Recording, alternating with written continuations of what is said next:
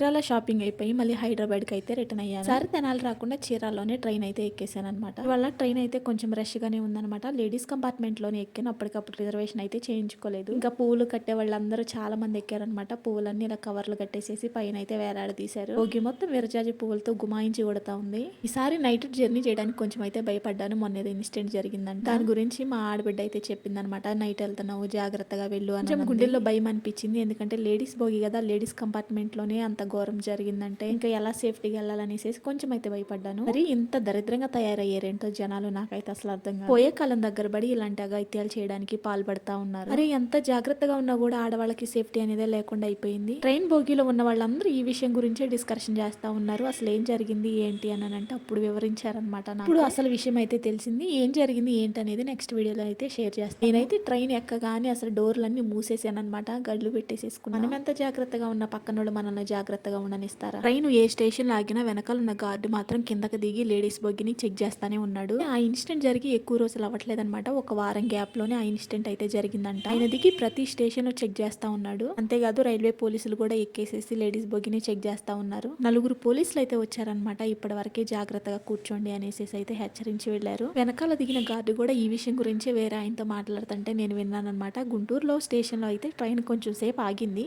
ఆ విషయం గురించి ఆయన అయితే డిస్కషన్ చేస్తా ఉన్నాడు. ఇంకా పోలీసు వాళ్ళైతే ఎక్కి చెక్ చేస్తా ఉన్నారనమాట. ఈయనైతే 4వ పోలీసు. మా బాబాయ్ అయితే నన్ను ట్రైన్ ఎక్కిచ్చేదాకుండి ట్రైన్ వచ్చిన తర్వాత నాకు ప్లేస్ ఆపి మరలా ఆయన రిటర్న్ అయితే వెళ్ళిపోయాడు. ట్రైన్ వెళ్ళిపోయాక ఇంటికి వెళ్ళాడు. వాళ్ళైతే అన్ని జాగ్రత్తలు చెప్పి పంపించారనమాట. ఈయన ఇంకొక స్టేషన్ లో ఎక్కారనమాట. ఈ పోలీసు జాగ్రత్తగా కూర్చోండి, డోర్లన్నీ వేసేసుకోండి అని అయితే చెప్పాడు. నేనైతే నైట్ జర్నీ చేసేటప్పుడు తినడానికి ఏదో ఒకటి ప్యాక్ చేసుకుంటా. అసలు ఒక్క గంట కూడా పడుకోలేదనమాట. ఇంకా తినుకుంటా ఫోన్ చూసుకుంటా వచ్చేసాను. ఎప్పుడు అంత కంగారు పడేదాన్ని కాదు కానీ ఈసారి మాత్రం కంగారు పడాల్సి వచ్చింది. మొత్తానికి సేఫ్ గా అయితే ఇంటికి చేరుకున్నాను. భయం గుప్పెట్లో నా జర్నీ అయితే ఇలా జరిగిందనమాట.